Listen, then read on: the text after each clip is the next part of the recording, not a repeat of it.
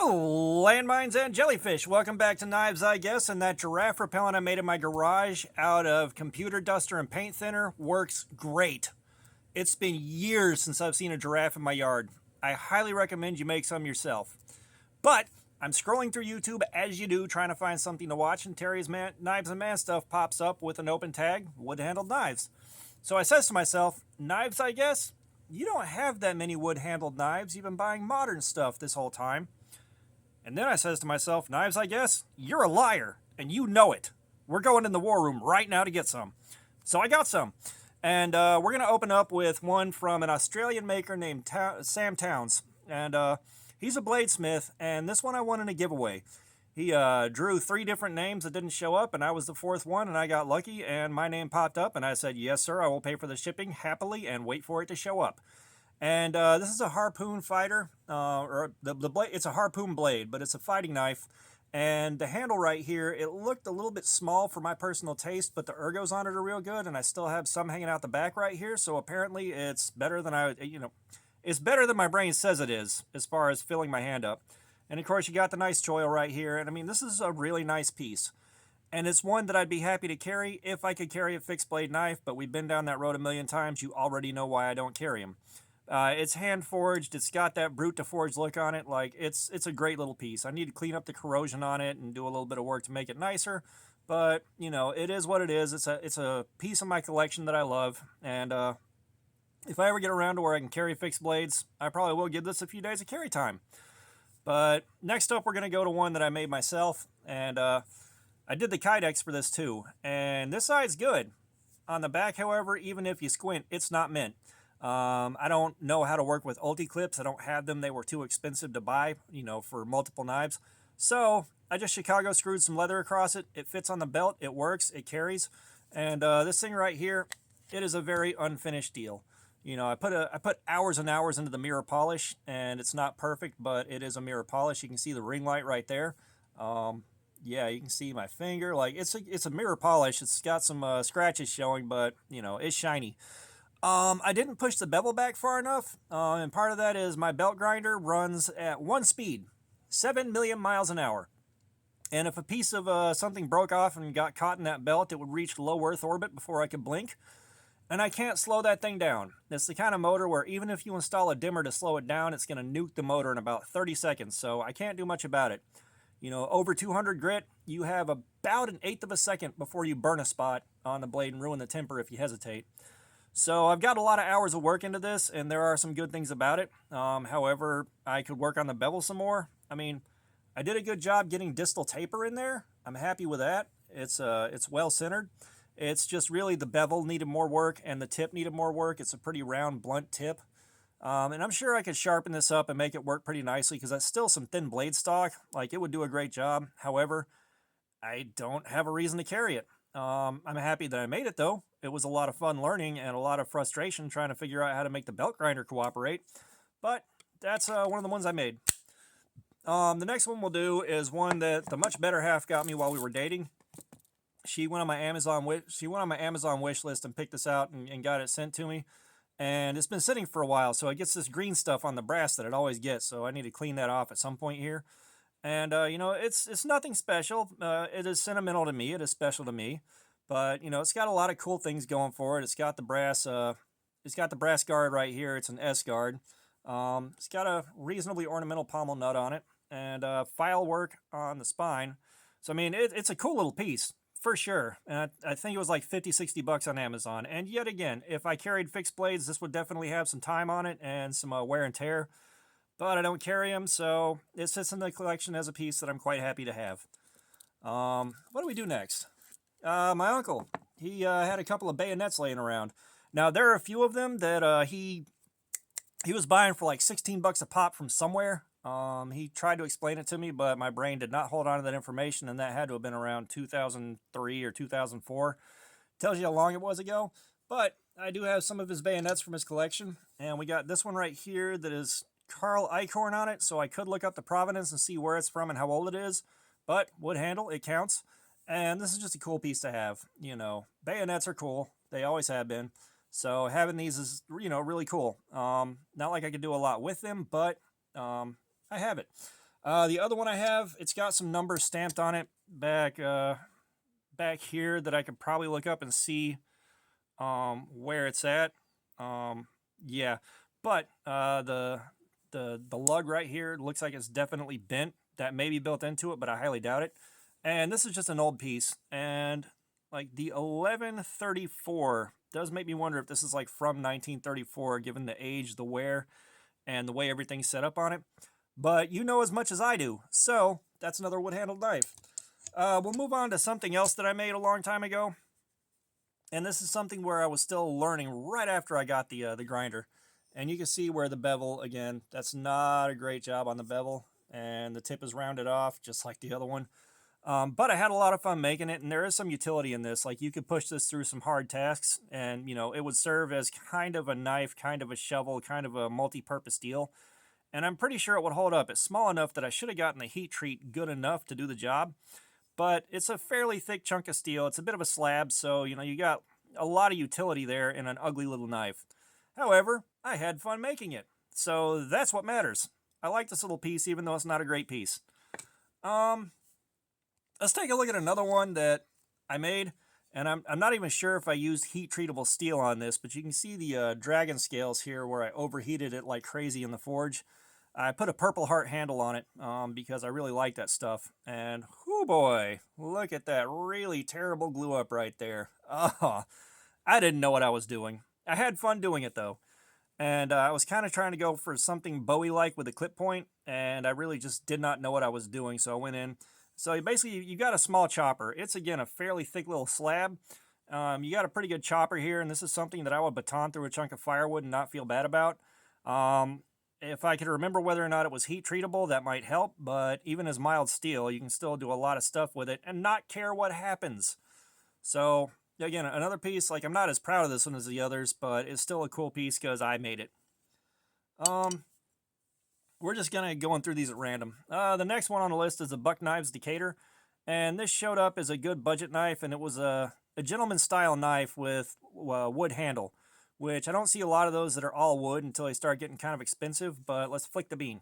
You know, you've got a nice long blade here. I think that's pushing like 4 inches, and the liner lock is nice. It's got a really good, well-centered lockup on it, and really nice action. The one thing is this pocket clip is garbage. It's gotten hung up on some things and bent all the way out to here multiple times with next to no pressure on it. And you might be able to see where it's kind of squished down a little bit funky because I had to take pliers and squish it back 3 times now, which is 3 times too many from a company like Buck Knives. I'm not going to lie. Otherwise, it's a nice enough knife. It's just that pocket clip means I don't carry it. But wood handle, it counts. And the pocket clip is tip up, which is the Lord's carry. I forgot to mention that. Another wood handle is one that I modified, and I showed this off earlier, but the scales were held on with double-sided tape and they fell off, so I popped them off and decided I'm going to make a handle, or I'm going to make scales out of spalted crosscut dogwood from a tree that I harvested ages and ages ago. And you can kind of see how that pattern looks. The wood itself is absolutely stunning. It's fragile though, so it cracked here, and it cracked here while I was putting it together, but everything's so well glued down it's not moving. But you can see how bad the glue up job is on that side, and this side's even worse. That glue up is uglier than a $2 hooker, and I don't care. I had no clue what I was doing. It's the first time I'd messed with anything. I'd just done a Winchester knife for a friend of mine. Like, and the next hour I was like, let's do this one too. And these things are absolute garbage, not gonna lie. Knives from gun companies are always the worst. But, you know, it's a cool thing because I did the modification on it. The next one we're going to take a look at is a Zietler 77, which it was a bayonet blank made for the Austrian military somewhere in the mid-1960s. I didn't know what it was. I just knew it didn't have a handle, so I figured I'm going to make a handle for it. And I made one. And I spent the entire evening profiling this to fit my hand comfortably, and by God it does. This is a very comfortable in the hand feeling. Little bit of stick out in the back, so there's plenty of room. And I just kind of made a fighting knife out of it, even though I don't know how to knife fight. And, you know, again, another cool piece. I had a nice shiny gloss on this thing, but I'm not sure why. I think the wood might have soaked the gloss up or something like that, but after a few weeks of not touching it, it started to do this haze out thing, and I'm going to leave it like it is. You know, I'm happy I made it. It was a fun evening. I'm not going to lie. I had a lot of fun with this one. Next up is going to be the ever-present Opinels, also from my uncle's collection. And, of course, you know what an Opinel is. This is the one I sharpened. And here's the thing. If you sharpen these things correctly, they are absolute lasers. Like, this thing is ridiculously sharp, and it was very easy to get that sharp because it's such thin blade stock and it's flat ground all the way down. Like, this is something that you should have in your collection and something that you may want to throw in your car or truck or, you know, carry it with you for doing finer work, because these things are stellar and they're not that hard to sharpen up to be an absolute scalpel. And, of course, this one's just the same one again. It's in a little bit cleaner shape than the other one. You know, again, he carried his knives and did put them to work and gave them a few hot suppers. This one definitely took more of a beating than this one. But I always liked a good Opinel. Once I found these things in the box and learned what they were, I always like a good Opinel. They're nice little knives. The next one, I actually have a Buck 110 that also belonged to my uncle. And I'd always wanted one for the longest time before I started carrying, you know, pocket clips and having all the niceties like flipper tabs and axis locks and all that. But you can't beat a 110. And this one right here, the action is incredibly loose. There's a lot of lock rock on here, a lot. Now, I'm kind of thinking he beat this in to loosen the lock up, because something he was a fan of doing was taking like a toothpick or a matchstick or something like that and jamming it down in the end so that it closed and had like that much of the blade hanging out so that he could open it like an Emerson Wave. You know, he was, again, always thinking in terms of self-defense. And that was unhealthy. I know that now, but at the time it was incredibly cool because I was a kid. You know, and a little bit about me is, you know, I kind of inherited some of that. Like, I wouldn't go to Walmart without two knives, my brass knuckles and steel toes. That's just how I was taught to think. And, you know, now that I've kind of learned a few things and got a few miles on me, it's like, I'm a 6'4" guy that weighs over 200 pounds. I'm not the first thing people are going to pick to go mess with. I'm okay. But, you know, another one that I'm happy to have, although if I wanted to use a Buck 110, I'd probably get a newer one just because I don't like the amount of lock rock this thing has on it. Like, it's got a lot of wiggle. He definitely put this thing through its paces, and I think he intentionally loosened that up to make it easier to open and to Emerson Wave out. But Buck 110. And then we got a kind of a knockoff Buck 110 made by Ridgid. And this thing's much tighter. No lock rock, little tiny bit of blade wiggle, which probably came like that from the factory. This is a cool little piece, especially the way the grip's shaped. You know, this is good for a hammer grip and a lot of heavy push cutting. And again, if I carried without a pocket clip, you know, this would definitely be getting some time on it. But as it is, it's just a cool collection piece, and I do like having it. It looks cool. I know it's not a Buck 110. I know it's kind of a knockoff 110, but it's still really cool. And I wish I knew how old this was to look it up online and get some more information about it, but all it says is Ridgid USA, so that's going to be an incredibly long and pointless search. I think the last thing I have really to take a look at is another one that I made when I had no clue what I was doing. And I was trying to learn how to make something with a gut hook on it. And this one is kind of a gut hook, but it's not really that well formed. And part of that is this chunk of steel is way too thick for that. Like, that is an absolute slab right there. So you got something that, you know, this would kind of be like for like the way you would use an ulu for, you know, cutting, stuff like that. You know, kind of rocking it back and forth like this through material. And you could also use this to pry and do a bunch of other stupid stuff you would not use a normal knife for. You know, this is one of those chunks that has limited uses, but what it is good at, it's really good at. And, you know, it's, again, like, I really had just started playing with the grinder after I bought it and really had no idea what I was doing. So I was trying to go for a Scandi, but, you know, it didn't occur to me that this blade stock was way too thick. And when you're making stuff like that, one of the hardest things to learn is how much material is enough before you go into it. You always go into it with about 1.5 to 2 times as much material as you need, if not more. And then you're trying to work around that, and things like this happen where you have no idea you did something wrong until it's too late.